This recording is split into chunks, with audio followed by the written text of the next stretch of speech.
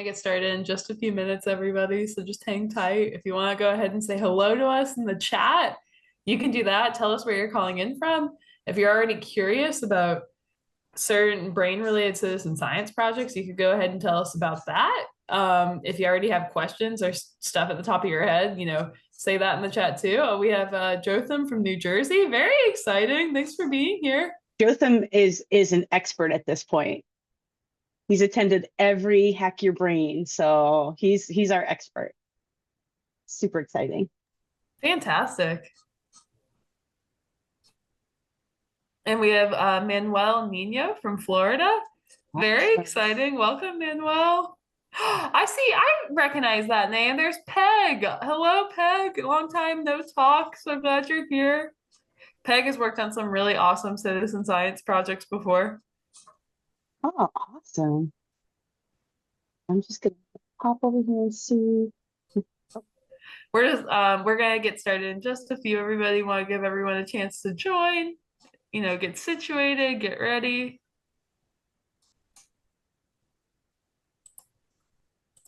Go ahead and introduce yourself. We'd love to know where you're from. I find that the most fascinating thing about doing these kinds of events is finding people from all over the country, sometimes all over the world. All right, here we go. Iowa. Science Friday will be out in Iowa next week. But I will be honest, I don't remember exactly where. Very cool. Oh, so glad you're all here. Michelle from California, Laurel from Terre Haute, Indiana. I agree. That is the most interesting part, Sandy, just seeing where people have called in from. And okay, we gotta make sure our co-host is having issues finding her Zoom link. So let's see. I'm sending her the webinar registration directly so we can just make sure she's good to go.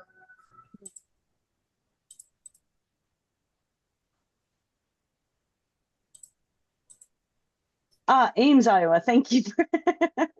Oh, you'll be there. Oh, that's wonderful, Angelica. I'm so happy to hear that. It's going to be an amazing show. I am very jealous that I don't get to be there next week. And I believe we'll be in Colorado this summer. So yeah, we're getting out there now that things are kind of coming back to normal.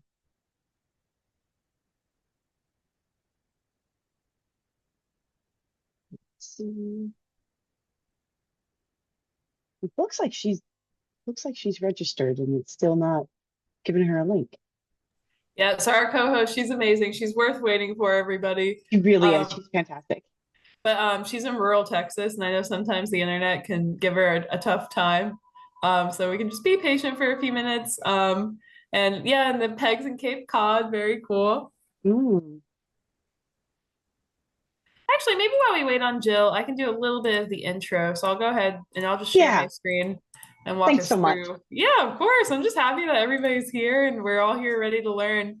Okay, so I'm just sharing my screen. So tonight's theme, and a huge thank you to Sandy from Science Friday for co-hosting with us. It's Hack Your Brain, Fun for Everyone STEM Nights. So I'm Caroline from SciStarter. On the line with me is Sandy, and in a little bit, Jill Nugent, also from SciStarter, will be joining us. So first and foremost, before we get more into what SciStarter is, what Science Friday is, why we're all here, the projects we're spotlighting, I just want to tell you all a little bit more about how we define citizen science. I think it's always nice to start off with some fundamental definitions. Basically, citizen science, different people call it different things. I've heard it called neighborhood science, community science, participatory science. Basically, what we care about at SciStarter is that you're doing real science. So you're actually moving science forward and creating knowledge in some sort of tangible way. Most often, that's by collecting or analyzing data. And data can just be words and pictures. Data can be, going outside and using your smartphone to, photograph different things and send those to researchers so they can monitor species diversity. Data can be measurements you take. If you have a water quality testing kit, for example, data, you can take measurements with that and then send those to research projects. So, at the end of the day, citizen science is how you turn your curiosity about the world into real impact and study issues, that you're curious about, of course, but you also might be concerned about, like the environment, or like, helping scientists research cures for different diseases. That all falls under the citizen science umbrella. And this month, our big theme has been the Million Acts of Science. So the Million Acts of Science, an act of science is making a contribution to a citizen science project. It can be attending an event like this one. You can report your acts and find ways to get involved in citizen science at citizensciencemonth.org, which is just a subpage on SciStarter. And we have good news. We actually hit 1 million. So you see that little GIF in the corner of the Oh, that's screen. awesome news. Yes, That's we did it. wonderful. We did it, Yes. everybody. Yes. We are and it's all thanks to the global community. There are people in Nigeria involved. There are people in different European countries involved. There, like, of course, people in the States. I think most of the people who are calling in on today's call are from the States. The global community came together and attended events like this one, did citizen science projects like the ones we're going to talk about, and they moved science forward in a really big way. So, but you can still get involved. Citizen science is year round. And we're going to, of course, be spotlighting this microsite. Another URL you can use to get to it is 1millionactsofscience.org. And we're just so happy and so excited to continue spotlighting citizen science throughout the year. April's just our big push every year. And the theme that we picked this year is 1 million acts of science. And by golly, we did it. And like I said, an act of science is attending an event, participating in a project, just being involved in science in some way. So I'm going to stop sharing my screen here. So Sandy, you can tell us a little bit more about Science Friday. I just want to double check and see if Jill has been able to join us. I can also, Sandy, if you want to start talking about Science Friday, I can try calling her and getting some help. Yeah, I just resent the link to her, the direct link right in, no invitation. So hopefully that will work. All right. But in the meantime, I will jump on in. Let me just get myself going here.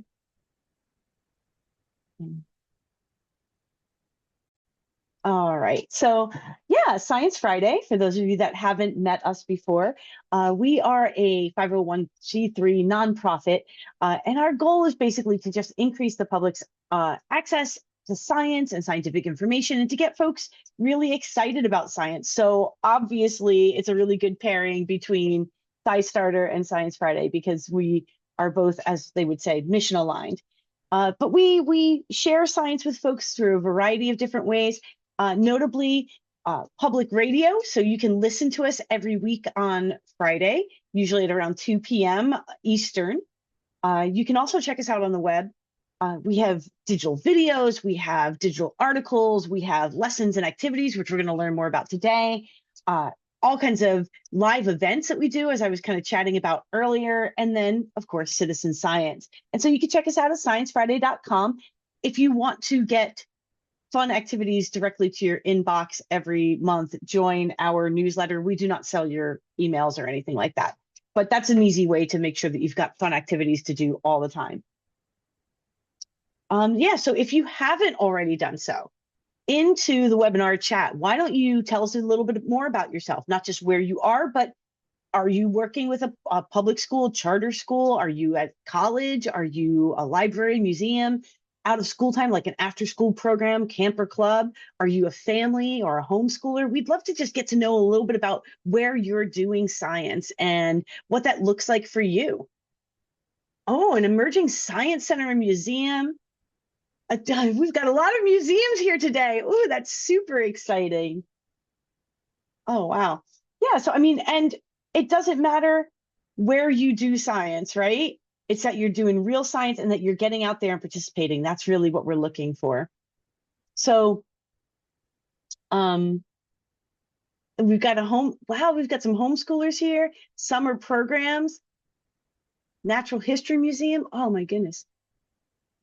It looks like we've got museums and homeschoolers, and somehow that feels like a perfect combination So that's really kind of great. All right, let's see. I'm gonna just kind of keep on moving along for now. Oh, I have lost my view of people. Um, so I'll just continue telling you a little bit about Science Friday, and then we can always loop back around. So I mentioned that Science Friday is a radio show, but we're a lot more than just a radio show. Not that just is the right word there, but we have a book club, which is great for those of you that are into science and are, math, for example, is one of our upcoming reads. So those are really great, and you can watch the live streams that we do, the webinars that we do, or you can be part of our online group, very active group. So if you're a reader, that's for you. You might notice our live events, as I mentioned, they're always a ton of fun, and we're working really hard to make them more kid-friendly. So I'm helping to develop more activities before the events. So they're really just family-friendly events for everybody. So if you see that Science Friday is coming to your area, come on out and join us. We also have a bunch of really cool newsletters. So we have these targeted newsletters. My favorite was Sincerely Science, which was a whole series of just really diverse people talking about how they got into science, why science intrigued them, why they love it. And that was just such a really, really interesting series. It's an election year, so we have a policy newsletter coming up talking about how science influences policy and policy influences science. So if that's something you'd be into, very cool. And I will also mention that we have podcasts beyond just our regular Science Friday listen. Check out Universe of Art if you're someone that really enjoys kind of that intersection between science and art and creativity. That's a great podcast for you. And you can find all of this on our website. Let's see. Oh, I clicked instead of, hopefully you can still see my screen. Like I said, we do have educational resources on everything under the sun, everything you can imagine. This one's one of my personal favorites, and it encourages you to try and figure out how your pet is communicating with you. So if you want to do some science, that's a great one. Everything from like Lego chemistry and the science behind fermenting and making your own ice cream. This is a really great one. This was very, very popular. This is all about how spiders talk to each other and then using some math and encryption to make your own super secret spider code. So we have a lot of great fun things like this on our website. And this is kind of my big obsession lately. It's Hack Your Brain. So if you go to sciencefriday.com/hackyourbrain, many of you have been participating. If you haven't, check it out. We've had some great speakers all month and last month. So you can watch all those videos if you want to learn about neuroscience and how the brain works. But that's the whole point of Hack Your Brain, is learning how your mind works so that you can make your life better and make it more exciting and make it happier. And we've got a bunch of escape room puzzles that you can solve. So it's hands-on activities, it's a little bit of learning about the brain, and then solving fun puzzles for prizes. So definitely check that out. And if you have any questions, I am here to answer them. And let's see. Oh, I want to mention, if you're into citizen science, we do have a bunch of resources. If you go to this website here, and I'm just going to, oh no, sorry. We do have a bunch of citizen science resources from previous years when we've partnered with SciStarter. So last year we did biodiversity, and we had all kinds of great stuff on frogs. And if you are like me, you adore frogs. We had a whole pollinator series the year before, all about flowers and the insects that make them possible. We've done work on water, and we just did a great segment, a great story on citizen scientists taking DNA from water to understand what organisms they might be missing. I'm going to drop a link in a little bit into the chat of all kinds of science stories that you can listen to. These are really great, as someone who's worked in libraries and museums before, to just share with folks so they can build their own understanding and just get inspired and excited. So I think that's kind of my bit. I'm going to stop sharing for now and check in and see how we are doing. I think I'm gonna fill in for Jill tonight. She's not able to get on the Zoom. She's having some technical difficulties. But if she is able to join, she can take the baton from me, but I'll get us started. Okay. So I'm gonna send her the link one more time but we'll do our best, and we want the show to go on. So, yep. All right, I'm gonna share my screen and go back to some of our slides. So we're so grateful to Sandy again. It was really cool hearing about Science Fridays program. So as we mentioned, we're in Citizen Science Month. SciStarter is the place to go when you want to find a bunch of different citizen science opportunities. Oops, I did the same thing Sandy did. And then you heard a little bit about the Science Friday stuff. So, okay, we're going to do some real science tonight. There are lots of different citizen science projects that involve different brain games. So one of them is Neureka. That's a really popular one. It's based out of Trinity College in Dublin, and it's essentially a study about mental health. So with Neureka, they're trying to do the biggest study of mental health ever. And you can play different games and answer questionnaires about mental health. And you can see an animation of one of the games on the left side of the screen. And by doing that, you help the Neureka scientists answer different questions about depression, anxiety, and other mental health conditions. I love doing Neureka because I feel very safe about the privacy components of it. They are governed by European privacy laws. Those EU privacy laws are no joke. So it's a really fun project to do, and it advances the science about an issue that matters a lot to me, like mental health. And the games are fun too. Like, look how fun that is.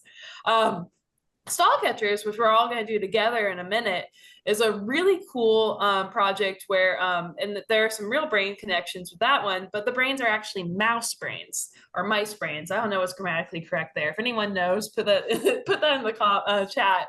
Is it mouse brains or mice brains? But anyway, so Stall Catchers, it's a project based out of Cornell University and the Human Computation Institute. And what they have you do is they have you watch videos of mouse brains, and you classify whether or not the blood vessels in those videos are stalled or flowing. And by making that simple annotation, you're able to help these researchers answer different questions about Alzheimer's disease. And it's called Stall Catchers because you're catching the stalled blood vessels. So we're all going to do that project together. But I think one thing that makes that project really stand out is they really honor their citizen science communities. So they cite citizen scientists as co-authors on major papers in journals like Nature. They report out different research results in plain language so you understand exactly what you contributed to. And it's just such a cool project and so special, I think. So that's Stall Catchers. And there's Mosaic Brain Builder. I'm not as familiar with that one, but if Jill's able to get over her Zoom difficulty, she'll be able to tell us about it. And Stall Catchers has actually been doing stuff with the Girl Scouts. They have their own badge, which is fun patch, which is cool, that you can get through doing Stall Catchers. And like we said earlier, supports science year-round, all ages and grade levels. If you are inspired by the citizen science you're hearing today, you can search the project finder for more citizen science. And there's also, there are many resources on SciStarter for educators, which I think is really cool.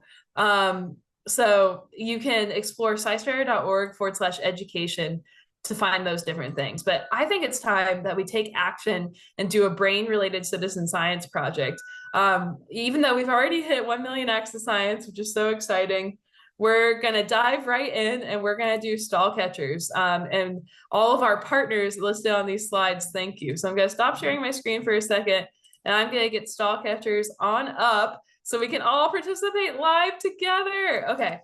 So the first thing I'm going to do, I'm going to share my screen in a second. You all can follow along with me too if you want to participate yourselves. So I'm going to scistarter.org/education. Because I know we have many educators in the room. This is a great page. I'm going to drop the link in the chat if people want to follow along with me.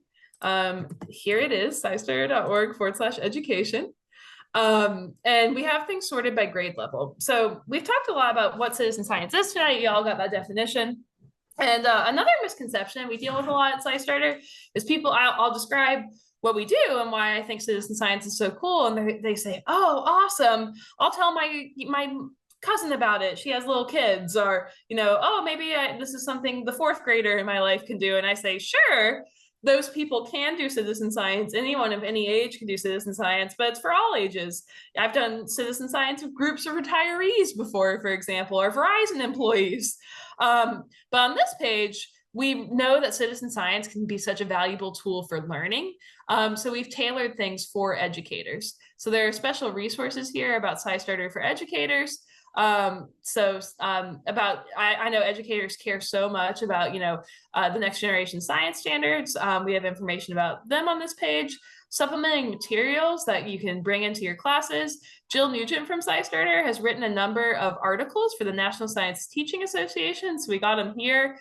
A tutorial that your students can do to get a badge and enhance their learning outcomes, some discussion and reflection questions. But I think the pivotal thing here is we have citizen science projects sorted by grade level, because anyone can do it, but some projects are better for the little ones, right? Where it just requires like knowing how to count, for example. The Great Sunflower Project's perfect to do with the younger citizen scientists, because they can just sit by any flowering plant, doesn't have to be a sunflower, any flowering plant, and just count the number of pollinators that visit. So, 5 bees or 6 butterflies. And by making that count, they're helping identify where pollinators are declining, which is an important research result to help improve their habitats. So as you can see, there are different learning outcomes for all these different projects.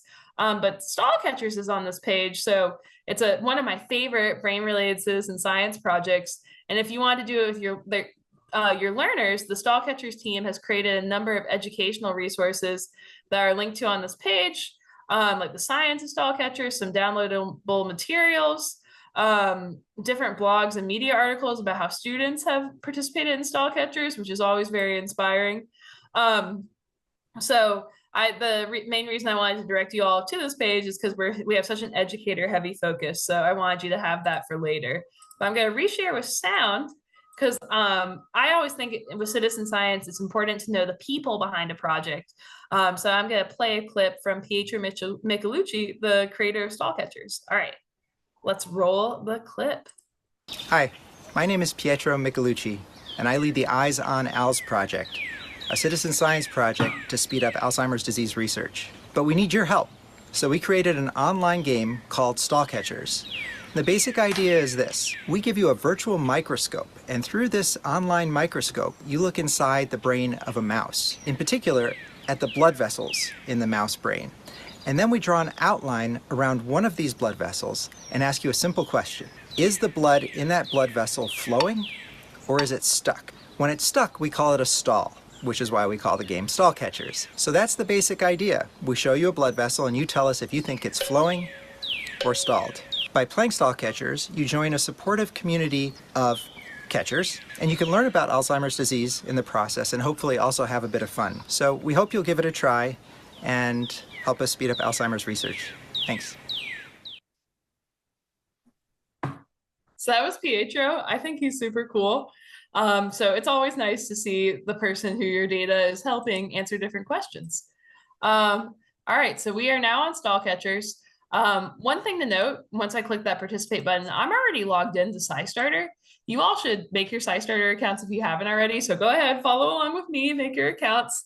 And then once you go to stall catchers, you can click join now, and you want to make your account with the same email address you used to make your SciStarter account. So I'm going to make a fake account just to show you how easy it is. I'm going to make it, so my SciStarter account is under carolinehewittnickerson@gmail.com. I already have an account, so I'm just making a dummy account here. If I use the same email address for both accounts, everything tracks back to my SciStarter dashboards, the number and frequency of my contributions, which is great for bragging rights, right? I can be like at the end of the year, wow, I contributed so many times to all these awesome citizen science projects, because Stall Catchers is a SciStarter affiliate, which is a special designation to track your contributions to different projects. And it's great for educators too, because there are free tools on SciStarter you can use to see if your students have contributed to something, which helps you assign different projects as homework and things like that. So Stall Catchers, great project, and a SciStarter affiliate. But I'm gonna make a little test. I'm gonna call this test April 2024 at gmail.com.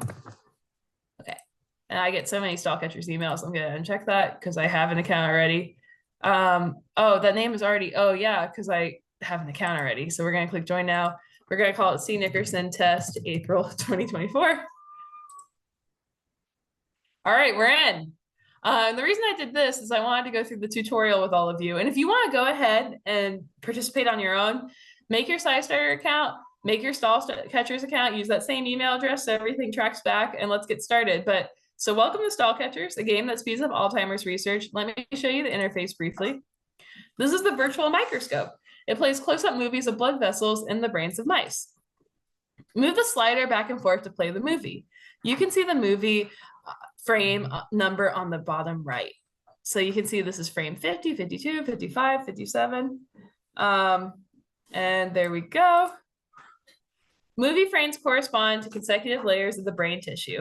The white lines that come in and out of view are blood vessels. Focus on the most central vessel in the outlined area to decide if it's flowing or stalled. If there are black spots, blood cells that are stuck and don't move inside the vessel, it's probably stalled. If you find one, click the stalled button. If you see no black spots that are stuck and blood seems to be flowing in a single direction, the vessel is flowing. If you think so, click the flowing button. If you need any more help getting started, check out the help section. Here you can also replay the tour and browse the FAQ. You're ready to start catching. Okay, so we're going to do 10 training movies to start. So I want all of you to do this training with me. I want to make your voice heard in the chat. So I'm playing the movie. You can see how it's going through the frames, and it's going to loop back once it's done. So we're playing the Stall Catchers film. And I just want to point out to you all, this has the most egregious stall I've ever seen in the movie. So you see the persistent non-moving black spot here? That's a stalled blood vessel. And it's right there is where it's most apparent. So I moved the slider. There it is. I'm going to click stalled. I'm going to click directly on the vessel where it's stalled. You caught it. A black spot that doesn't move is visible from frames 27 to 46. That means the blood cell is stuck and is blocking blood flow inside the vessel. Sometimes there's one or more red dots on the vessel. They show where other catchers said the stall was. And the cool thing about stall catchers is they have a very robust community where you can, some of these videos aren't like this training one where it's so apparent. Some of them leave some room for debate because, you know, we're working with scientific data here. It's not perfect. You know, maybe I feel really adamantly that something stalled, but the majority of people classified it as flowing. I can make my voice heard in the comments section, and the researchers will come back through and check it. A common question I get about stall catchers is people get really scared. They get paralyzed by anxiety about the thought of classifying something wrong because they're worried it'll interfere with the research and what people are trying to figure out about Alzheimer's disease. The answer I say is the power of the crowd has your back.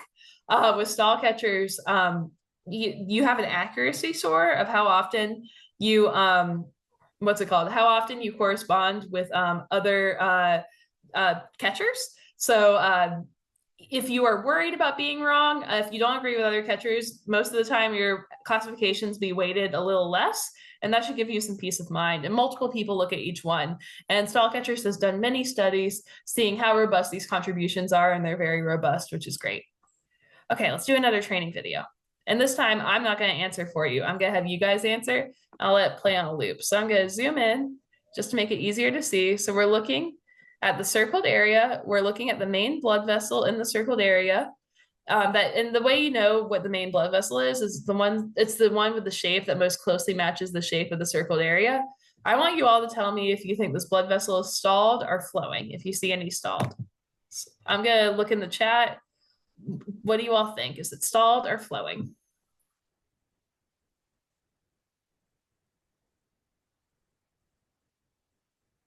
Come on, guys, answer. You can't leave me hanging here. Okay, Rosa says flowing. Taylor says flowing. Emma says flowing as well. All right, I want one more vote, and then I'll make my final call. All right, Michelle says flowing. We're going to say flowing, everybody. Yep, blood is flowing through the vessel. All right, let's do this one. If you all think that you're ready for it, I'm going to zoom in again to make it easier for you all to see. So look at the main blood vessel, the one that most closely matches the shape of the circled area, and indicate whether or not it's stalled or flowing. Make your voice heard in the chat. Is it stalled or is it flowing? Does it have any persistent black spots that don't move? I will check the chat and see. Peg says stalled. Okay, what do the people think? Is it stalled or is it flowing? Do we agree with Peg?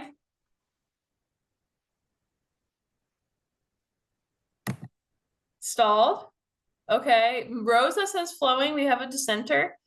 Okay. Kylan says stalled. Katerina says flowing. Oh gosh, we're seeing some debate here. Emma says stalled. Taylor says stalled. I think the majorities are stalled, but I'll give you all a few seconds to come in and make your voice heard.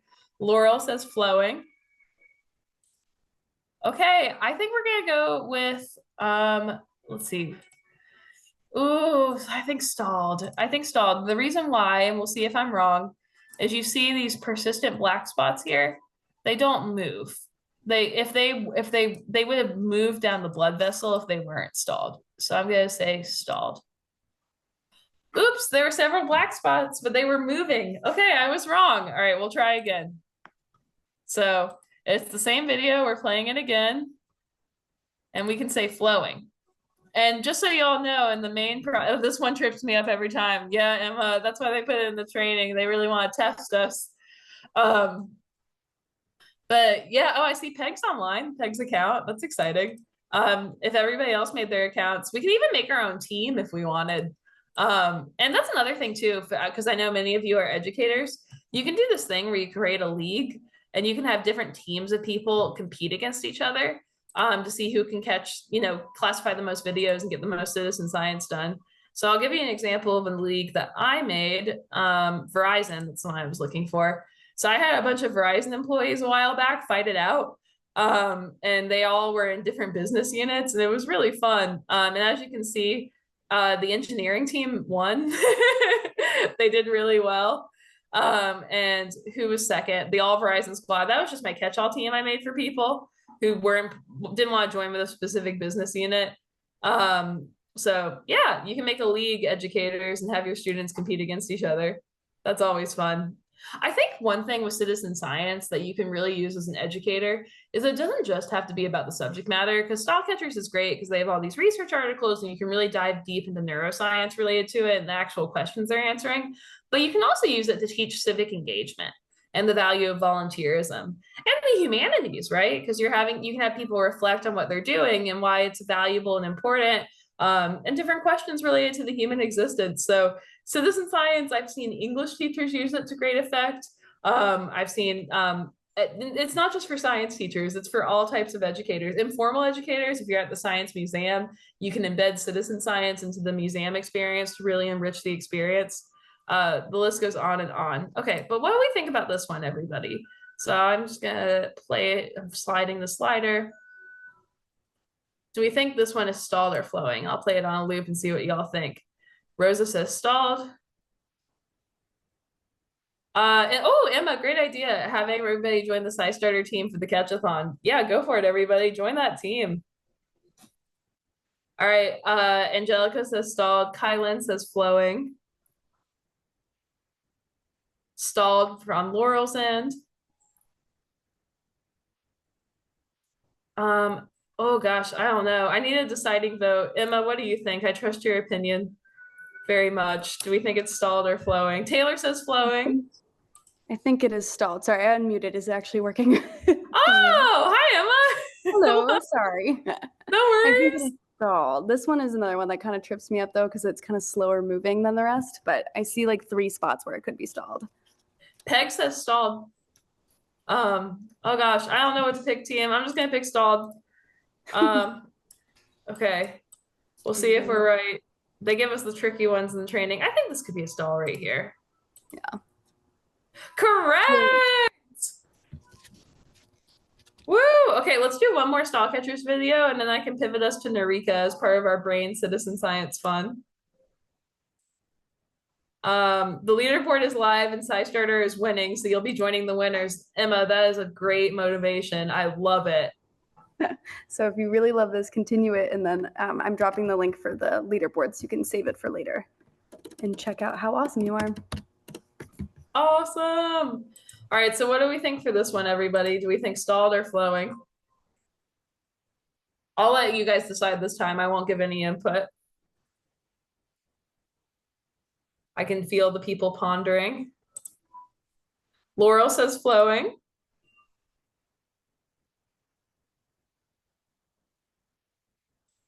Emma says flowing. Michelle says flowing. Okay, the people say flowing, I think, and they're correct. Woo! That's so exciting. Okay, I want to show you one more thing about stall catchers actually before we move on to Neureka. So one thing I love about them is their blog. I think it is part of what is really, it's really worth perusing and part of what makes them such a special project. So I'm going to skip back in time a little bit to the last time they published a paper. Okay, we're going back. And so cool. They have like a full report, the stall catcher sketchathon. So when I talked about teaching it for subject matter knowledge, you can go back to their repository of papers. I just picked this one because it has like a really like, you know, intense summary, like its title here, right? You're like, whoa, what is that? But they have the plain language summary. So like the thing they were testing with a particular data set was that one treatment reduced the frequency of stalls and increased the blood flow of in Alzheimer's mice, which is great because one of the novel research results with stall catcher is increasing the blood flow can help reduce incidences of Alzheimer's in mice. So they're looking at different treatments to address the stalls. So really cool paper and definitely worth using in your educational efforts. Like use stall catcher's resources to really dig deep. But I'm going to stop sharing for a second. I want to see if anybody has any questions so far before we move on to our next project. Thank you for showing us that. That was so much fun. Like, I'm going to be obsessed with this, I can tell.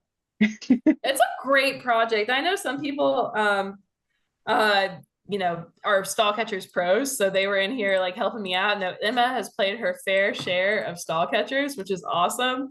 But we also have Neureka, which is a really cool project, and this one's an app. So if y'all have a smartphone nearby you or a tablet, Neureka is really good on the smartphone or tablet. So I'm gonna visit Neureka in a second. I'm gonna put a different SciStarter page in the chat. This is the affiliates page. I just wanted to show you all this one too. This is another place to find great projects. So SciStarter affiliates here.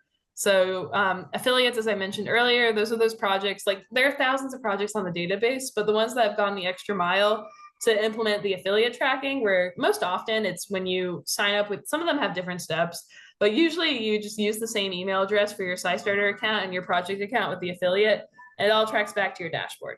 So the affiliates page is a great place to go to find cool projects to do that will track to your dashboard. So this is Neureka.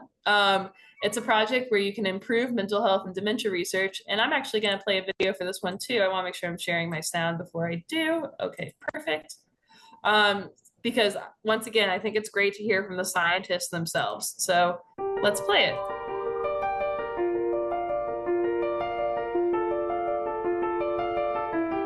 With Neureka, we've hidden the science inside games that are genuinely fun to play. And you can play them at your leisure at a time that's convenient for you and still help us in the fight against disorders of the mind. To some extent, all of these tasks have been identified as early markers of key changes in the brain that might precipitate dementia. 450 million people around the world are currently suffering from a mental health condition. A further 50 million are living with dementia, and that number in particular is set to rise as our populations age in the next 30 to 50 years. Another gap that we have in research at the moment is that we tend to find effects that are small and detectable when we have a group of people, so a group of people with depression and a group of people without, and we can identify, maybe lifestyle factors or early events that differentiate those groups. But when we look at any individual within those groups, we can actually say very little. So really what this project is about is using modern techniques of data science to bring together multiple layers of evidence so we can start to make predictions that are meaningful on an individual subject level, not at these group levels which we can't really action clinically. The more you play, simply put, the more we learn about the brain. The more we learn how it changes day by day, how you improve your ability with practice, and how some people's performance might change faster or slower than other people's. Neureka is a free app that's available on the Google Play Store and on the App Store for iOS. Such an inspiring project. I love them. But yes, so it's an app. So if you want to participate today, make sure you download either the iOS app or the Android app. But it's also an affiliate. So if you use that same email address, everything will track back automatically. And we can't really demo it on a computer. If I logged in on my phone, I could play it with you all. But we'll just explore their website for a second. I just wanted to give it a mention. So super easy. You can download the app or website while you're there.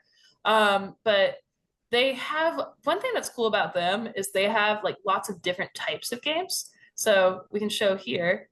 So there are games that look like this. I like that, and games like this, we all play Candy Crush or things like that. You can play like games like that for science to test different things, or the different memory games like this one, are matching games.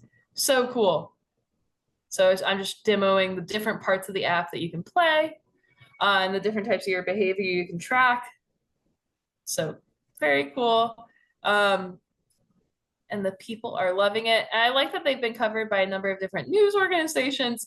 And it's cool, once again, to see a project that's out of Trinity College in Dublin. So I'll stop sharing my screen again and see if anybody has any questions about Neureka.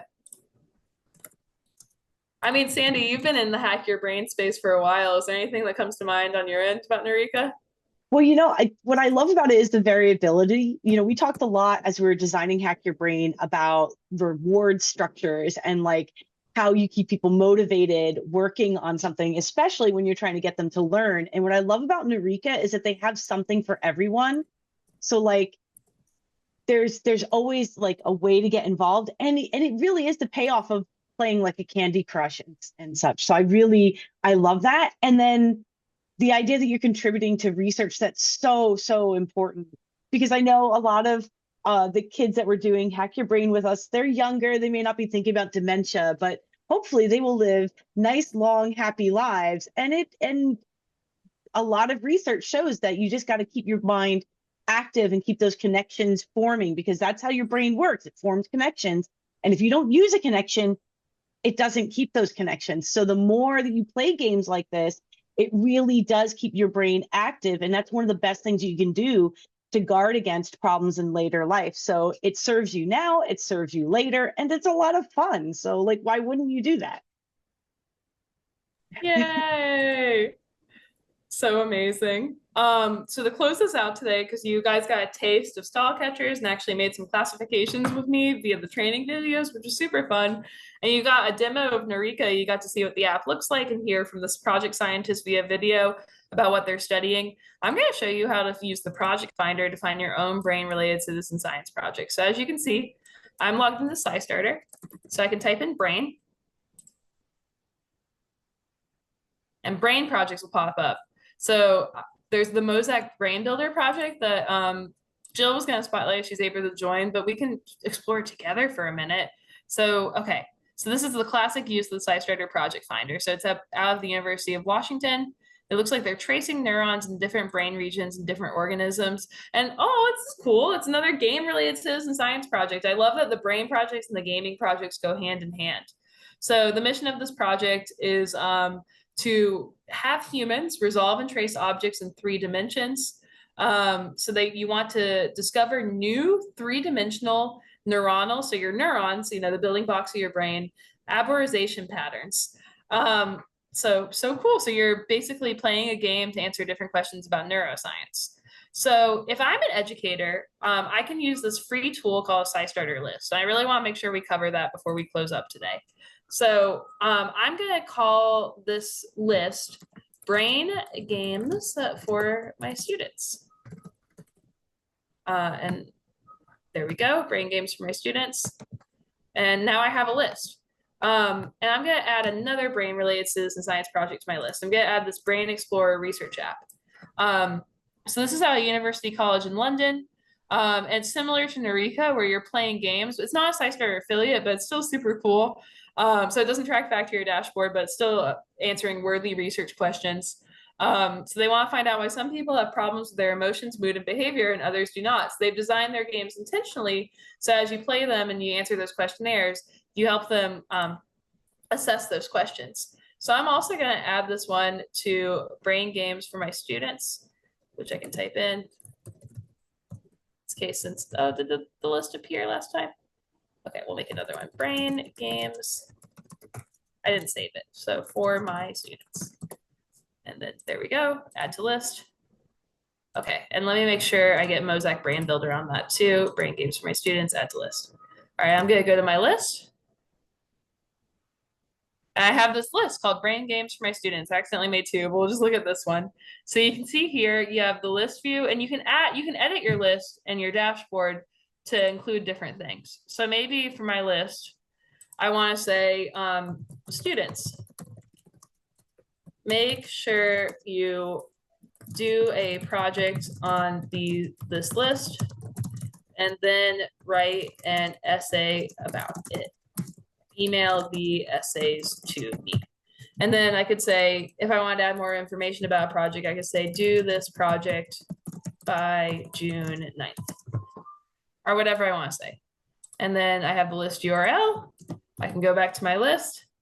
So you can see how my copy shows up and the little notes here. Our foundations tutorial is here, which is great for students. And if I wanted to make sure my students identified themselves, I could give them instructions to do that. So I can see their stats.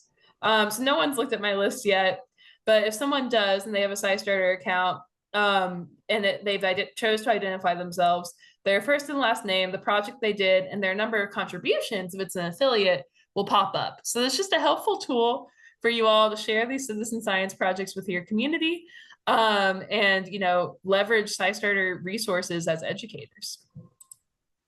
And oh, that's such a good article, Sandy, about how rewards work in your brain.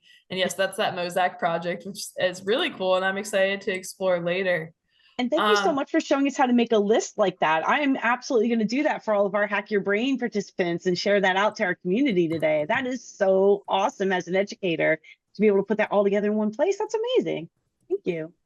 Yay. Well, that's pretty much all I had for us. I'm glad that we were able to showcase some awesome citizen science. So before we get into Q&A, I'm going to just quickly do a quick wrap up and prime you all before we answer any final questions. With, once again, it's Citizen Science Month. The theme is 1 million acts of science. So we have given you all real opportunities to participate in projects today that you can report as acts at citizensciencemonth.org. We already had hit our goal. We hit 1 million acts, in no small part due to Emma's leadership. Thank you, Emma. But if you all want us to get to 2 million, hey, keep participating, and you can participate year-round in citizen science. The fun doesn't have to stop. We do have a survey that you all can fill out if you're interested, just to let us know what you thought of this event, if you have any suggestions for future events. And if you use the hashtag 1 million acts of science and you post about doing one of these projects on either Instagram or Twitter/X or another social media platform, number one, you'll make my day. But number two, you'll end up on this wall of fame that I'm going to quickly show you. So I go to citizensciencemonth.org. Oh, and that's our resources page. It automatically went there. And it redirects me to a page on SciStarter. So yay, we did it! 1 million, woo! I can report my acts here, and there are more projects I can get involved with here. And you have some examples here. But if you use that hashtag, you can end up on our wall of fame here. And then all of the ones here from Instagram and Twitter/X are here. And it's just, I love looking at these and seeing who in the world is involved. Hey, there's Emma. The desert is no barren wasteland. I love it. She's out there doing the City Nature Challenge. And we could load more. It's just, and the unique mappers, oh, I love them. They're some of the coolest people around. They have been doing NASA Globe Observer mosquito habitat mapper and mapping incidences of mosquito habitats in Nigeria, which is huge because like malaria is a big problem there, and there are new types of mosquitoes that citizen scientists have discovered. So they're doing a great public service this Citizen Science Month. And the list goes on and on. I could rave about the global community all day, but I want you all to end up on that wall. So make sure you use that hashtag and post about it. But yeah, I mean, Sandy, do you have any final reflections before we go? No, I'm like so excited. And I mean, there are even more projects that every time I go back to the project finder, I find something new to like experience and get involved in. And it really is, I want everyone to remember, this isn't something that you do for a week or for a month. You can do this all year long. And it just makes you feel so good to know that you're part of a community that is literally worldwide, doing real research that is making real change in the world. And it's just such an exciting thing. And I just so appreciate SciStarter and all the work that you guys do, making this accessible to everyone. I just have to take a second to say that, Caroline, you being able to jump in today, not expecting to present, but you've got it all in your head because this is what you do. And I want you all to know that she's been traveling all over the state, bringing amazing events to folks. And I just want to take a second to give you a round of applause because your energy and passion for this is amazing. You are so inspiring. So thank you so much for doing this today. And grateful to do some citizen science with everybody and global community. I'm excited to see all your posts come through with hashtag 1 million acts of science. So I think, Caroline, yes, just to give a quick plug for everyone who's looking at that website and wanting to get their face on there, since it's still not the end of Citizen Science Month, that Participate tab has our last few days on our calendar with special events, which includes the Stall Catchers Catch-a-thon. So if you continue to do that over the next couple of days, it really makes a big difference with the Girl Scout Overseas Catch-a-thon being a big deal. And oh yeah, you can show it under the Participate tab. Yeah, easy as 1, 2, 3, la-di-da. And then look at that, we've still got the City Nature Challenge this week, Marine Mammal Rescue Day, Stall Catchers, and more health-related stuff. So there's still more left if you're very excited about stall catchers especially, and other topics. You all could come to my watch party tomorrow if you're looking for an act of science about birds. Ooh. It's going to be a party. It'll be fun. Like a real party. It's going to be me and Alex from HHMI, and we are going to be she knows everything about this topic, and I have many questions for her. And we're also going to be watching their documentary. So yes, I thought about it when I looked at your beautiful calendar, Emma. Emma made this calendar, everybody. Print it out. There's still a few days where you can share it with your friends and family. And this is another good event. I mean, all of them are good events, but if y'all want to come to this, we have 4,000 registered now. It's I think going to be our biggest webinar ever about medical and societal accessibility. Wow, that is amazing. That is amazing. Does anyone have any questions before we wrap up? Or are you all just busy like playing your stall catchers right now? They're all probably playing stall catchers. You can get prizes too if you participate in these different things. Oh, yes, please ask your question. Let me unmute you, allow you to talk. There you go. You should be able to unmute. Okay, I came in a little late. Is there a replay because there were so many resources? I hate if I didn't catch every single thing. I want everything from tonight because they're all jewels. And I'm just scared that I missed something. I did record. I recorded the whole video, and I'll make sure that we send that out probably within 48 hours. And I can, Caroline, if it's okay with you, do you mind if I share this presentation as well? That way everybody has the links and everything? Please do. Yeah, we went kind of rogue at certain points and shared links that were in our slides. So I would say Yeru, the STEM education account, if you can only take one link from this, I think the education page is probably the best one for an educator. But that being said, the Citizen Science Month page is really good to end out the month strong. So I'll give the education page, the affiliates page, because that has some good projects on there too, and some of the ones we talked about, and the Citizen Science Month page.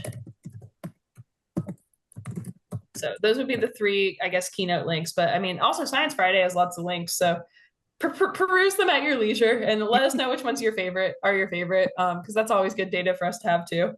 Yeah. And what I love is that when you do these kinds of projects with kids, I was a middle school teacher before I moved to Science Friday, and never, ever, ever did I have a complaint from a kid when we were going to be doing our citizen science project. It just made the day brighter for all of them. So they're fun and they're active, and often you can get outside. Like all of our sci-fi staff will be outside doing the City Nature Challenge tomorrow because we're all in New York City. So, but you can't help but enjoy it, and it's just such a great way to get kids excited about science. I think it also helps as a reframe for a lot of students, because like I know for me, I never thought science was for me. I just associated it with tests and stress and things I failed. But I became a citizen scientist in college by monitoring monarch butterflies. And that really changed my whole paradigm about my relationship to science. And because I thought science was something where you had to be a genius and, but you don't. You just have to be able to have attention to detail, to follow steps, to be curious, and to be willing to put in the work to explore our world. Science is a way of thinking, and anybody can be a citizen scientist. So if you all use it with your students, I think it could definitely help reframe their relation to science and their ideas of who can be a scientist. Absolutely. Absolutely. Oh yeah, I will definitely add my iNaturalist username for sure. SciStarter affiliate plug, everybody. If you add your SciStarter username, iNaturalist username to your SciStarter dashboard, everything tracks. You can do that with Zooniverse too, which is a great one. There's a bunch on the education page for Zooniverse too. So yeah, Zooniverse is great. And then I will say the one other one that I discovered that has been my like calm down at night has been iWire. I don't know what it's like. Yeah. So like what you do is you're trying to find the nerves, the retinal nerves, and you're trying to highlight all of them. And it's like a 3D coloring book. I don't know why I find it relaxing, but I do. So I will put a word in for iWire. I've heard that one's hard too. I'm impressed that you're finding it as like a calm down. So that's awesome. Gives me I might be a little strange. It's okay. Amazing. All right. If there are no other questions, anyone else? Questions? Thanks, team. You all did an amazing job. Bye, everybody. Thank you, everyone. Take care. Having a great night. Hey there, Brainiacs. Ever wonder what's really going on inside your head? Get ready to find out with Science Friday's newest free program for kids, Hack Your Brain.